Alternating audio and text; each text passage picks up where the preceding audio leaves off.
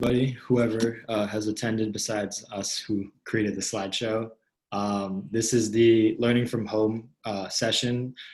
Myself, Maddie, Scott, Sean, Moose, and are going to be talking a little bit about how we adapted to learning from home during both the semester, but also in the summer, as we're all not at school right now, but trying to either get a job or already am working a job.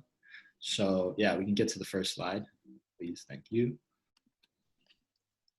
So for me, what I've been doing, I just want to say that the school year gets off to a really quick start, and it's crucial that you take your academics as seriously as possible, especially in this year where we're doing, hybrid learning or online learning. It's a bit different.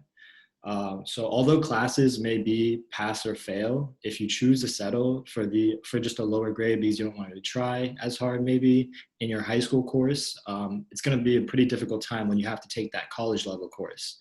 An example of like high school biology, if you choose to take the pass fail, you might not learn as much because you might not be investing your time as much into the class. But once you get to college, it's still going to be there. You still have to take it. And it's pretty hard across the board.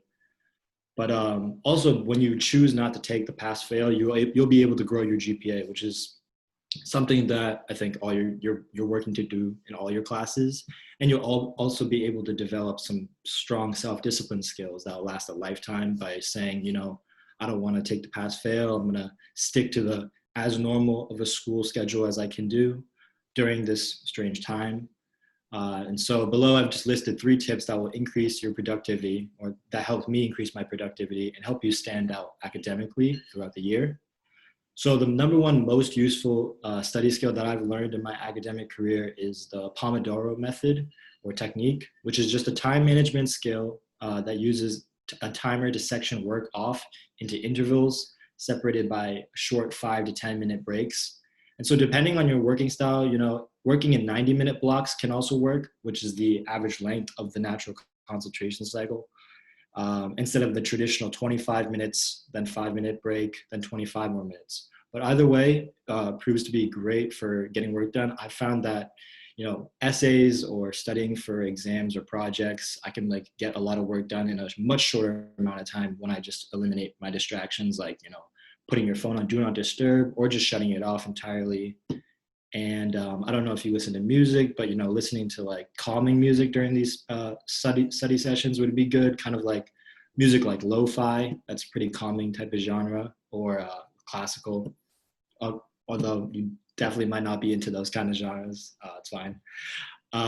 Another tip I've listed is getting tutoring or extra help as much as possible. This is something that, regardless of if we're learning online or we're learning in person, this is something that you should always be doing. Your teachers are there for a reason. They're not only there to help you during the class period, but after class, emailing them, working over email is great as well. Because learning from home isn't going to be easy.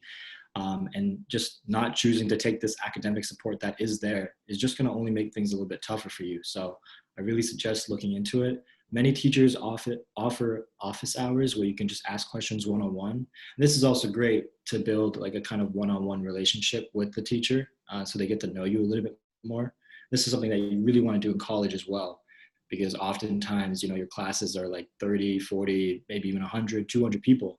And kind of, distinguishing yourself out from the rest is a good tip for the long run. So you want to move to the next slide, please. So my last tip is just planning your week out. And this is a tip that all of us wrote in our slides, I think, which is huge. I mean, that's clearly a testament to how important it is, planning your week out, whether it be buying a physical planner or using a productivity app or your calendar. And I've listed right here an app that I use called Notion, which is free for your phone and computer. And it's really great for just listing out everything in the week. You can see in the image that you can list type of class, assignment. There's check boxes for if you've done it or not. I found it to be really helpful with organizing all your work. And the app has a ton of different templates for whatever else type of assignments you might have to do. Yeah, that's all from me. So next slide, I think, is Sean.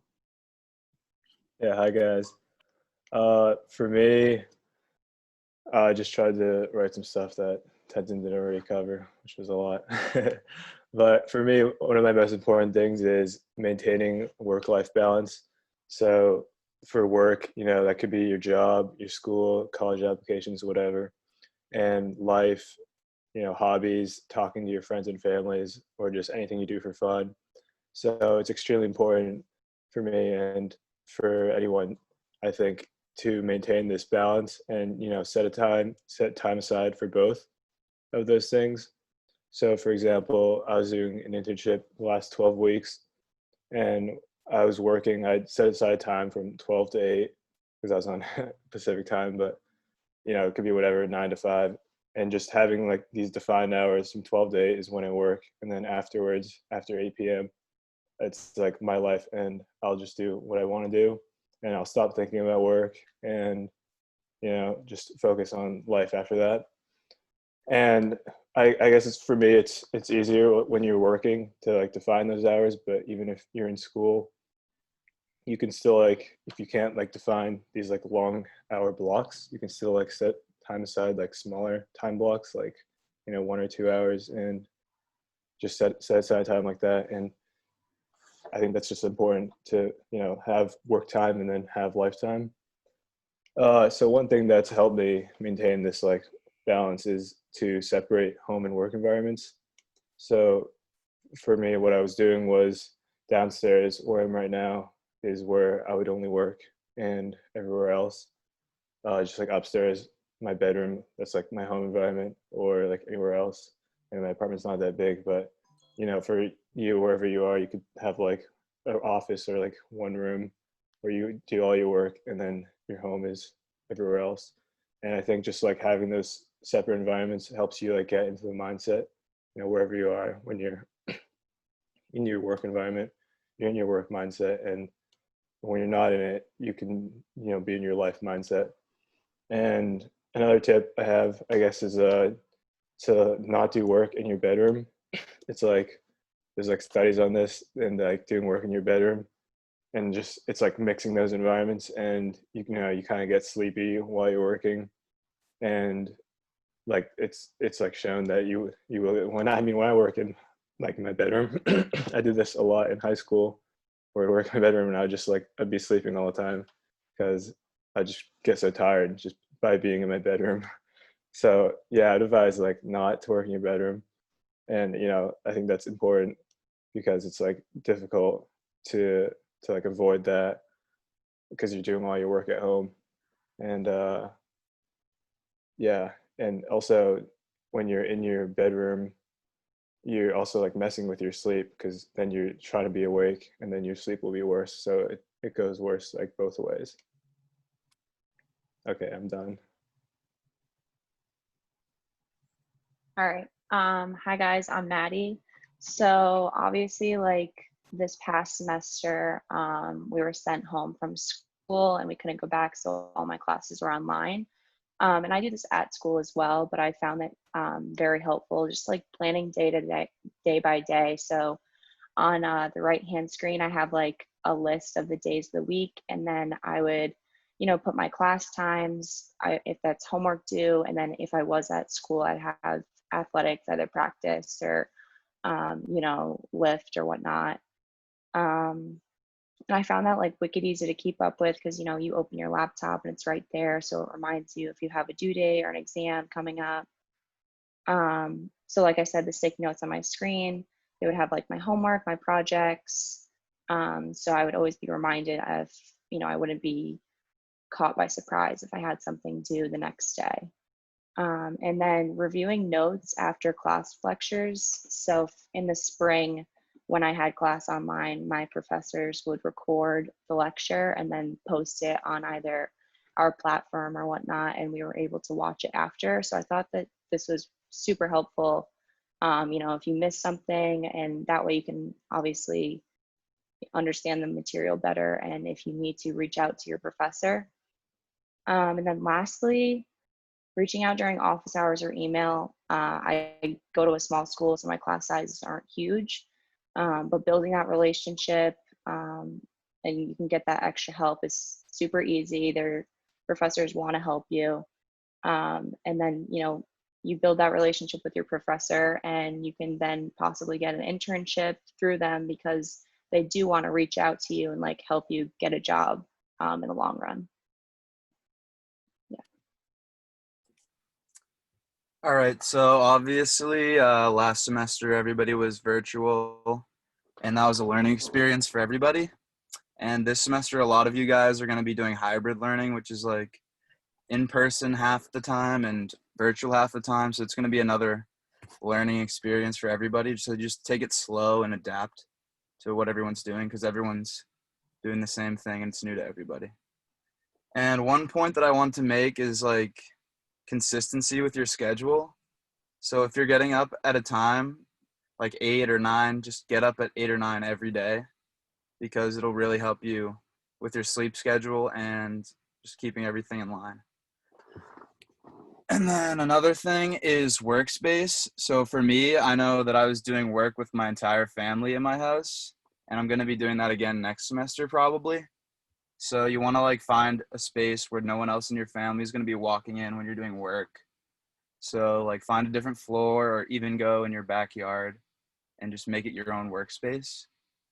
And then lastly, just do your work. It's really tempting to want to cheat on things when everything's online, or even if you're doing a pass-fail class, it's easy to just skip out on all the work and studying, but it'll hurt you in the long run. I know like I took a lot of pass-fail classes last semester, and I definitely didn't learn as much because it was just hurting me, so I'm not going to do it this next semester.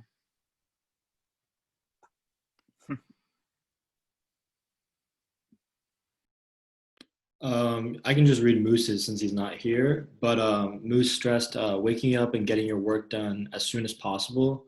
That obviously depends on your schedule. You know, you might have morning classes, so you can't really do anything in the morning, but getting your work done on a daily basis, treating it as much as like school as like in a normal setting is huge, because if you kind of relax and kind of keep this like weekend kind of vibe throughout your whole online semester, it might really bite you in the end, because you know you might get lazy with certain things.